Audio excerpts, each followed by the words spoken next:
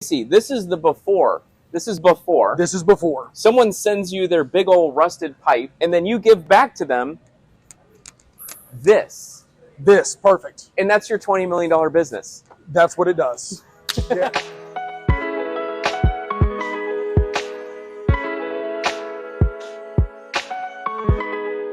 Hey guys, it's Walker Deibel with Buy Then Build. I just got a call from Casey Minshew in Houston, Texas, where he bought a $20 million company, and I had to come down and meet him and take a look at what's going on. Casey. Walker. How you doing? Hey man. Thanks for having me. Yeah, thanks for being here. So you want to come and check it out? Let's check it out. Let's go.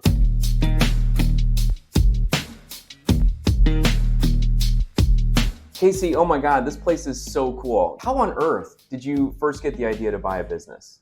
Oh man, I was in the finance world, right? Helping people buy businesses with the SBA financing. And I said, I can do this myself. And I had an opportunity to pop up in 2019, and I went ahead and did it without knowing anything about the business, like how to do it, what it works, how it's going to end up being. You had never owned a business before? Never. Well, I've done startup, Great. You know? So all of a sudden, I'm sitting there going like, after we bought, everything's starting to go wrong. So I'm like, I got to get more information. I ended up running across your program. And I was like, why didn't I read this before? Like, this stuff is fantastic. All the education, and I signed up for your program, went through all of these things, and it started to hit. I was like, okay, I'm going to do more than one business. Yeah. So in order to buy the next, I need to find great partners because I knew I wanted to buy a bigger business. What was the size of the first one? So 6 million. And this one? 20 million. Okay, got it. For the economies of scale. Yeah, right. Got it. But also industry, right? I had bought a business in the oil and gas industry, commodity based. Everything that the search funds they all tell you not to do that, right? So economy became a challenge, especially during COVID. And so we wanted to find, the thesis was to find something that we felt would be recession resilient, right? Okay, yep. And something that we think could be here 20, 30 years from now. And you found H&M. Yeah, we found H&M. It's been fantastic. It's a 50-year-old business. Okay. The owner had acquired a business that had been prior for us coming in. He had bought a company that had been here since 1941. So that long-term relationships, contacts, and all of those things. So it's exactly what I had hoped for in the second business. And I brought on some incredible partners that have the same vision. And, it's coming together nicely. How did you even finance a $20 million acquisition? Great question. So, one, you've got to have equity. Yep. Right? And so you got to be able to raise the part through my partners. We had to be able to raise equity. But then you also have to understand the different financing mechanisms, right? Because there's not an SBA loan for something like this, right? So there was a multiple kind of capital stack. There was a line of credit on the AR. There was equipment financing for the first senior. And then there was seller carry. And then there was a partial earnout. So multiple stacks. Yeah, I don't want to pry because this might be on YouTube, so I'm not going to get into the stack. Okay, so you closed the deal. Is it growing? You doing okay? Business is growing. Yes. Okay, all right. So before Buy Then Build, you made the right decisions. It sounds like it was external impact, but now you've got a second business and things are going great. And a lot of those things come down to timing, market, reading your stuff. Yeah. Following your stuff, just getting that information that really helps you grow. Yeah. And look, I'm constantly learning. We're never going to be perfect. And so you look for those people that have great information. But really at the end of the day, I spent a lot of time in my network trying to find exactly what type of business I wanted. Yep. So the first business was more of, hey, great opportunity, looks great on paper. I think I can make this work. Yeah. It's still going. But the second business, I had a thesis. Yeah. I really thought about what is this going to be and what is it going to look like? What does H&M do? Yeah, so guess what? We're going to get a chance to tour. But before we jump into that, chrome plating. Okay. So think about it for a second. Chrome plating, no one really knows. And we're not talking about car bumpers. We're talking about industrial hard chrome. So everything in our economy, from hydraulics in a big machine, from turbines that spin in a refinery, all of these things, no matter what the economy does, they still have to run. And all of them need chrome. And that business right there will be here in the next 20, 30 years. Yeah, that's great. Thank you, sir. Can we get a tour? Yeah, let's do a tour. Let's go. Awesome.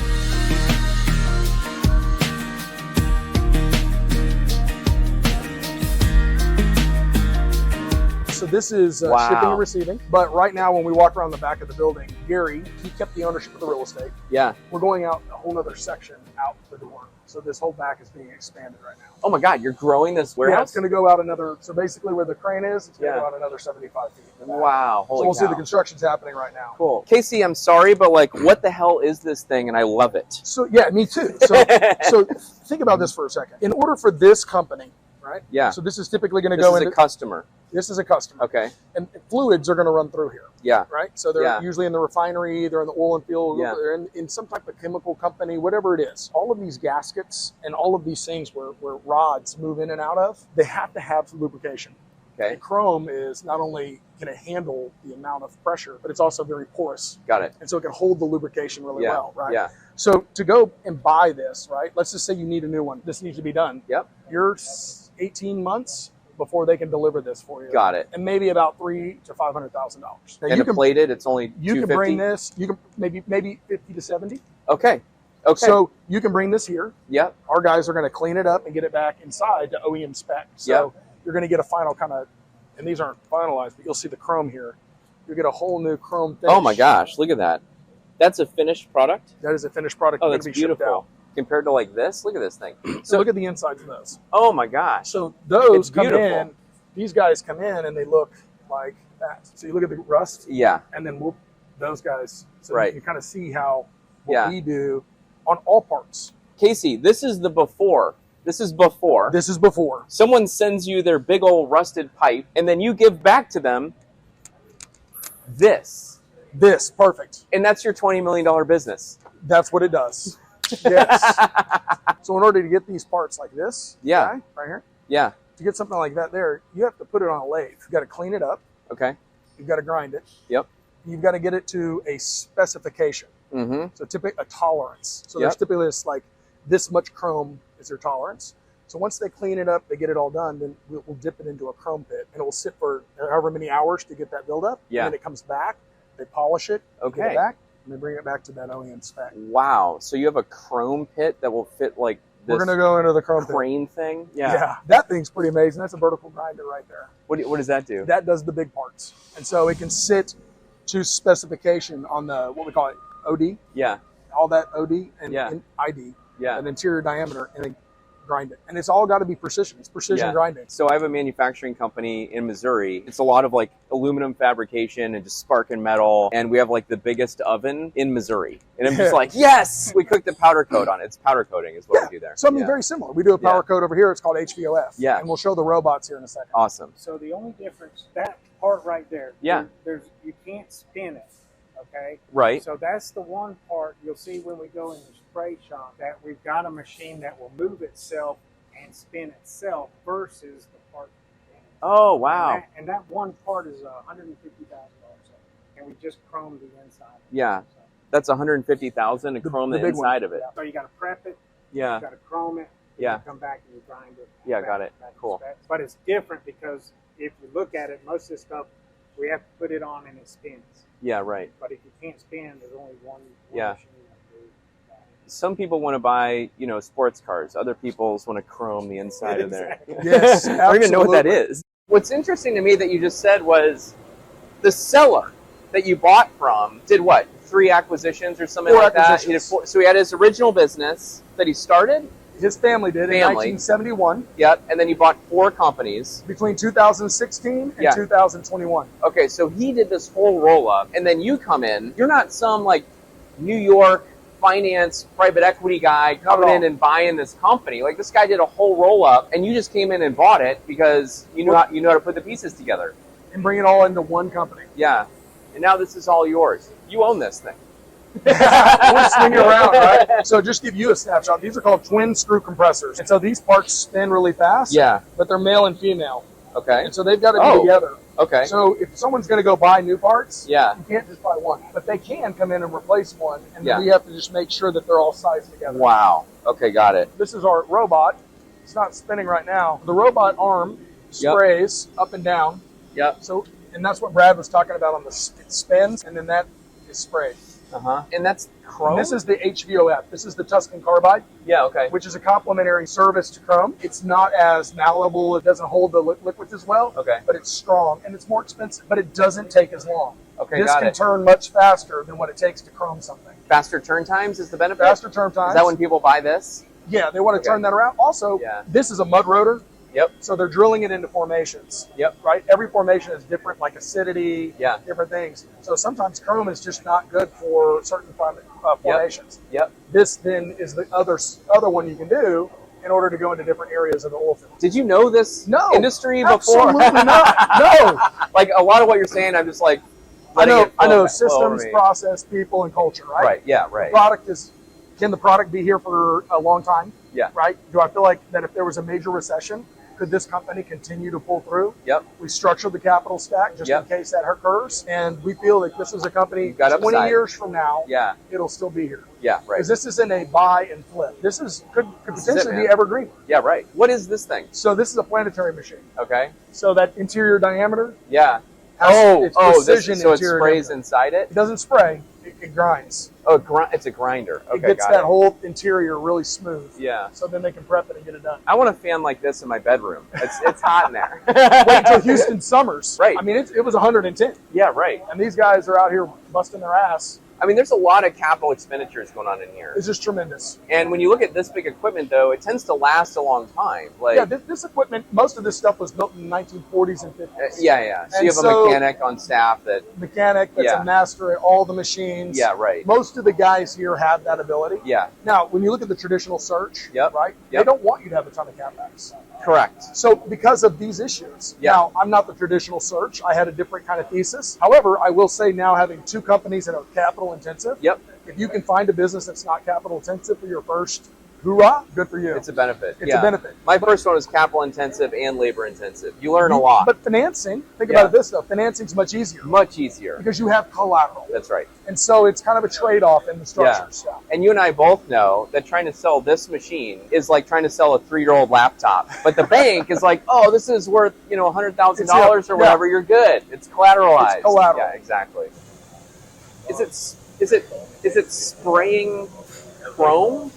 No, it's Tuscan carbide, Okay. which is so we do thermal spray, Yeah, and we yeah, do yeah. the chrome. Okay, got it. They're complementary Yes. in how they work. But in order to get that on there on smooth perfection, Yes. the robot blows that in through high oxygen. And the light that's coming out, is that The laser it's a laser? And it's directing its. directing the heat right there on there Got as it's it. putting it on. Yeah, got it. These are anodes. Yeah. And so in order to get the chrome to stick, these things are ran on electricity Okay. and then the chrome, but the anodes, the copper, makes that stick. So it sticks to it. Then it's a per minute time in the tank gives you the amount of chrome. So there's Okay. a calculation they do. All right. So the chemistry is significant here. Yeah. Now the other part is this year, because of Gary's efforts over the last couple of years and Manny, who's Yeah. health and safety, Yeah. you guys are amazing. Yeah. We will be deemed a recycler in Texas. So we are recycling the hexachromium, Okay.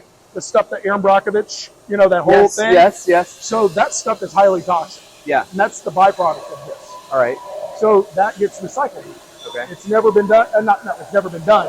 It's just people are advancing, Yeah. and we're now recycling ours. Awesome. So the state of Texas says restrictions are relieved. Cool. It's highly restrictive, EPA, all of the guidelines, the Yep. filings, Yep. very complicated. Hence, when Brad came on board, those were some of the requirements he and I talked about. Yeah, You right. understand these things because Yeah. I do not. Yes. So the anodes, Yeah.